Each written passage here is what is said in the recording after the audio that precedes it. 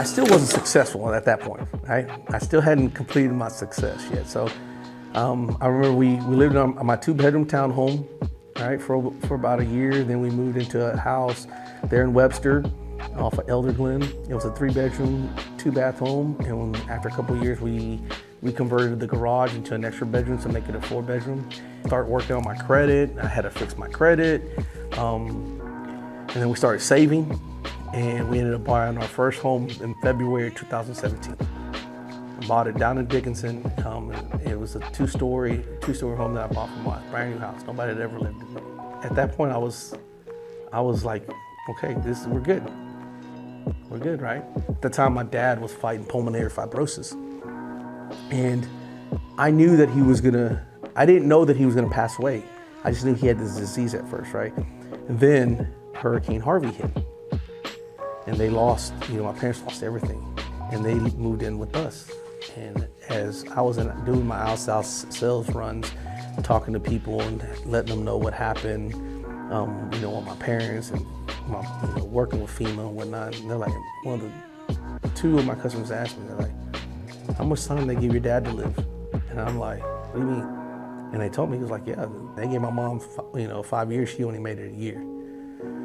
So I remember going home and sitting my mom down and asking her, Mom, I said, seriously, I said, how much time they give dad to live? And she was like, she was, what are you talking? I said, Mom, I said, don't lie to me. I said, I already know.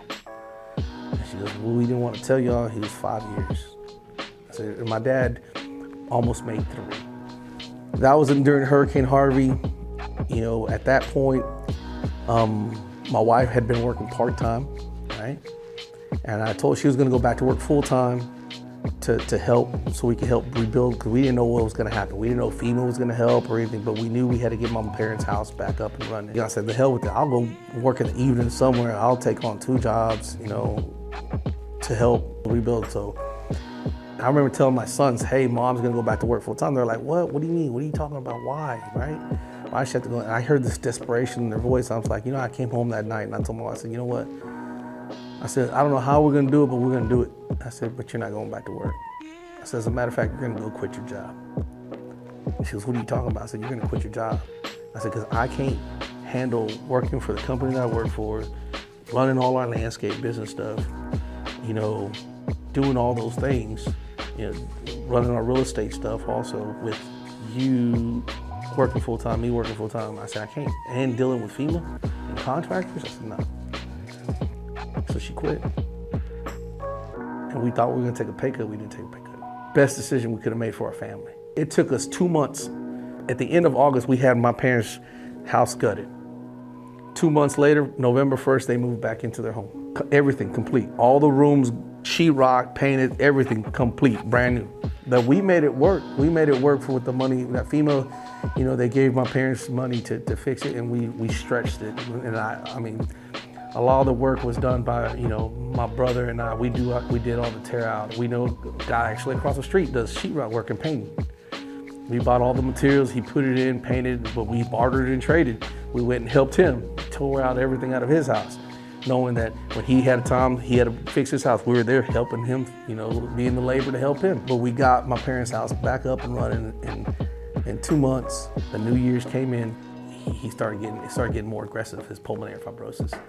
And I had a plan. I said, man, my dad was a Yankees fan. He was a Yankees fan, a Dodgers fan, and his third team was the Astros. That year that Harvey hit, the Astros went to the World Series. I wanted to take my dad to one of those games, and he said no. He said, son, you've already put too much money into our house. I don't want to put that burden on you. I was like, okay. So, but I told myself, I said, I want to take him this next year. I'm going to take him to a Yankees game. We're going to fly. But needless to say, he got put on oxygen. And I remember going to my mom and telling Mom, I said, Mom, you think Dad would want to go to New York if I drive him to go to a Yankees game? I said, ask him and see what he says. And she goes, okay, before I'll ask him. So she went in and she told my dad. My dad told my mom, he goes, ¿Por qué chingados no? Like, why the hell not? Why wouldn't I want to go? I said, that's in my dream. My whole life is to go to Yankee Stadium to watch the Yankees play. So we went. I drove him. My wife and I, my mom and him, we drove. We drove to Kentucky, and my dad was a big horse. He loved the Triple Crown. So we went to Churchill's Down. He took a picture there, and because I knew he liked the Triple Crown, I was like, my next cousin lived in Philadelphia, so we were gonna go stay with him a night and then go into New York, right? So I looked at the map and said, okay, Baltimore, it's only this far, it's not that far away, right? Just looking at the map of Philadelphia, ended up being like almost an hour drive or so extra, right? I said, man, that's nothing. That's getting from one side of Houston to the other. So I went to Baltimore to go to where they have the Preakness. And it was fortunate, it was raining that day, so my dad couldn't get off. He took a picture just through the window, it said Preakness, and then we drove into New York, dropped off our stuff, went straight to the ballpark. It was Labor Day, they were playing the Astros. And I had told myself that I was gonna buy my dad a jersey. I said, you know what, no, I'm gonna buy him an official jersey from the stadium. My mom's in her Astros shirt, my wife's in an Astros shirt, right? My dad's just this plain t-shirt. And we got one, F the Astros, And that was probably the only one that I went and got. We got there right outside, found a place where they're selling jerseys, and I got my dad a jersey.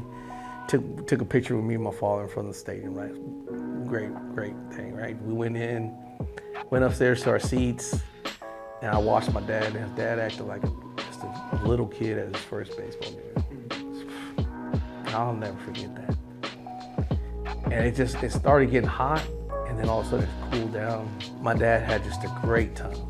He's like, oh, I gotta buy this. I got it for his sisters, and just little knick-knack stuff from the Yankee Stadium, right? That he was there, I came, right? Like Matias, when my dad passed away, they would tell me, you don't understand how you affected your father. Your dad, that's all he would talk about is that trip that you took him on. Like after you took him, Mijo took me here, and he would share pictures, and his life was complete. That summer,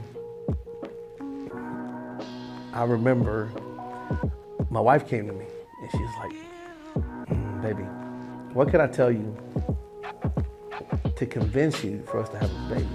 Neither one of us can have a child, first of all, because I have a vasectomy, she has her tube side. We had looked into IVF before, but the price tag was ridiculous. So at the time I said, look, babe, I'd rather buy us a house first. So, which I did. And so now she's like, we're talking, this is July 2nd, I'll never forget, it was a Monday. We're talking in the bedroom, she's like, if you just don't want to have a baby with me, just tell me that, right? Don't use our financial status, don't do any of that. Just tell me you don't want to have a baby with me. I was like, no. I told her, I said, I'm a very selfish person. I said, do you realize right now, I said, we have 7 years before our youngest is 18 and graduating.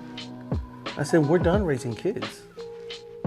That's it. I said, we can go do whatever we want. We can leave the country and just travel for the rest of our lives and not even have to worry about it.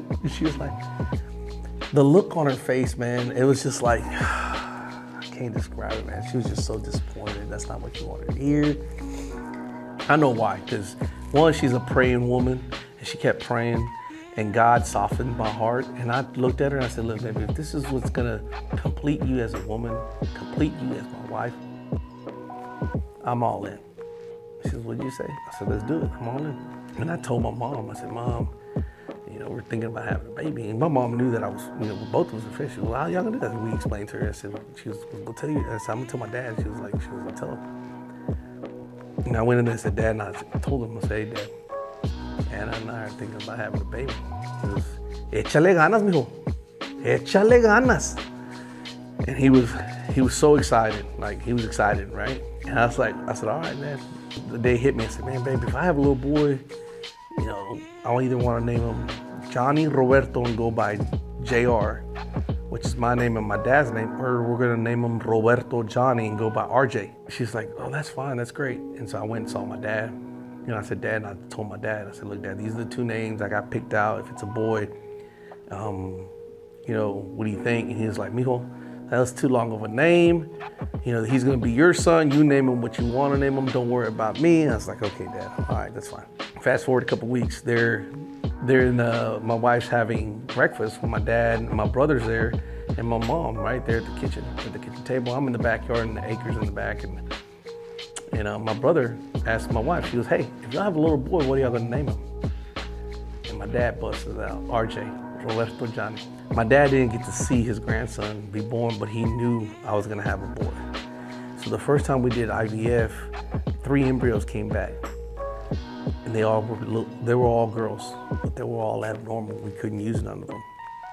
And then after that, my dad passed, October 27th. And so we had said, my wife and I had already said that we were gonna do this again. And that same year, in December, we sent 6 embryos, a couple days before Christmas. And we got a phone call. And I remember I was at my company's Christmas party. I went in the bathroom to talk to my wife. And she told me, she was like, babe, one of the embryos came back, it's good. I said, all right, that's great, yeah, heck yeah, I'm screaming. She goes, and it's a boy. I'm like, oh my God. I started screaming, and people in my company, they heard me, they're like, hey, what's going on there?